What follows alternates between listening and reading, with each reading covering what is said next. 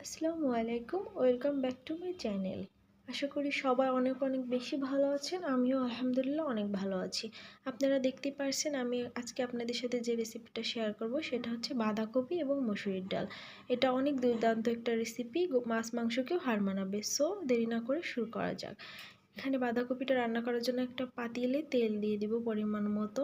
তেলটা গরম করার পর এখানে দিয়ে দিব তেজপাতা এবং তেজপাতার সাথে গোটা জিরে দিব। জিরেটা কিন্তু সুন্দর একটা ফ্লেভার আনবে, সেই জন্য জিরেটা এইভাবে দিতে হবে। তারপর আমি এখানে দিয়েছি পাঁচফোড়ন গোড়া, আপনারা চাইলে গোটা পাঁচফোড়নটাও দিতে পারবেন। এখানে আমি গোড়াটা দিয়ে দিয়েছি। সো পাঁচফোড়নটা দিলে কিন্তু অনেক ভালো একটা স্মেল আসবে, খেতেও দুর্দান্ত টেস্ট আসবে। সো এইভাবে সবাই আমার ভিডিওটা দেখুন এবং বাসায় ট্রাই করবেন। এখন এটা সুন্দরভাবে ভেজে নিতে হবে।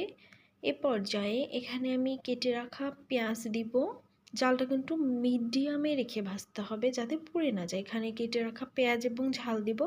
আমার বাসায় আপাতত এখন শুকনো মরিচ পাই নাই, এর জন্য আমি এখানে পুরাটাই কাঁচা মরিচ ব্যবহার করলাম।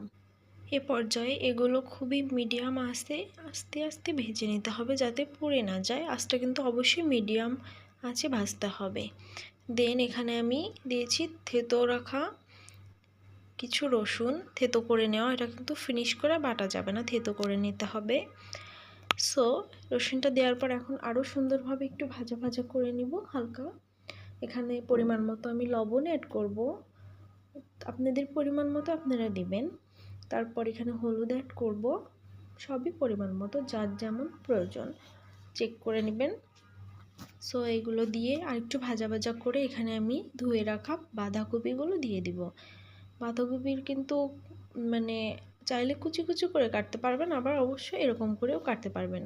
গলে যাবে দুটাই, কারণ বাঁধাকপি গলে যায়, সমস্যা হয় না।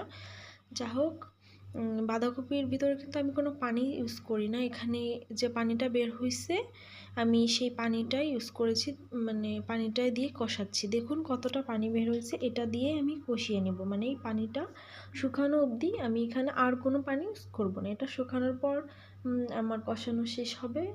জালটা একটু মিডিয়ামেই রাখবো যাতে ভালো করে সিদ্ধ হয়। দেন আমি এটা এখন ওয়েট করব। এখানে আমি আমার ডালটা ভিজিয়ে রেখেছি। ডালটা কিন্তু রান্না করার আগে যে কোনো ডাল একটু ভিজিয়ে রাখবেন, দেখবেন স্বাদটা অনেক ভালো আসে। সো এখন আমি ডালগুলো এখানে দিব। ডালগুলো দেওয়ার পর আরেকটু সুন্দরভাবে কষিয়ে নিব। ডালগুলো দিয়ে একটু নেড়ে চেড়ে পানিটা শুকিয়ে নিব। পানিটা শুকিয়ে সুন্দরভাবে কষাবো। দেখুন এভাবে কিন্তু সবাই বাসায় বানাই খাবেন। আমি এটা আগেও খেয়েছি, এই জন্য আপনাদের সাথে শেয়ার করছি। এটা অনেক বেশি মজা হয়। সো এ পর্যায়ে এখানে আমি পানি অ্যাড করব পরিমাণ মতো, কেননা আমার কষানোটা শেষ। পানি অ্যাড করব যাতে ডালটা সিদ্ধ হয়ে যায়। সো এ পর্যায়ে এখানে আমি দিয়ে রাখছি কেটে রাখা কিছু কাঁচা টমেটো। এখানে আপনারা পাকা টমেটোটাও দিতে পারবেন, সমস্যা নেই, কারণ আমার কাছে আপাতত পাকা টমেটোটা ছিল না, এর জন্য আমি কাঁচাটাই ইউজ করেছি। দেখুন অনেকক্ষণ পর ঢাকনাটা খোলার পর কত সুন্দর একটা কালার আসছে, আর বিশ্বাস করবেন না, ট্রাস্ট মি, মানে স্মেলটাও এত দারুণ আসছে, দুর্দান্ত, অনেক ভালো লাগছে আমার কাছে। আমার তো দেখেই পরানটা ভরে যাচ্ছে। যাই হোক, এভাবে অবশ্যই বাসায় বানিয়ে খাবেন এবং আমাকে জানাবেন আপু তোমার রেসিপিটা ফলো করে আমি অনেক উপকৃত হয়েছি, অনেক ভালো লেগেছে। সো দেন এ পর্যায়ে এখানে দিয়ে দিব ধুয়ে রাখা কিছু ধনিয়া পাতা।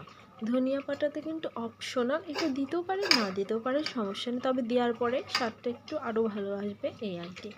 যাই হোক, এটা আমি খাওয়ার পরেই ভিডিওটা মানে সাউন্ড আউট করেছি, আমার ভয়েস অনেক মজা হয়েছে, আমার জামাই অনেক পছন্দ করেছে। আলহামদুলিল্লাহ, সবাই এটা বাসায় বানিয়ে খাবো। এবং ভিডিওটি ভালো লেগে থাকলে অবশ্যই আমার পাশে থাকবেন। খোদা হাফেজ, পরবর্তী ভিডিও নিয়ে আবার আসবো।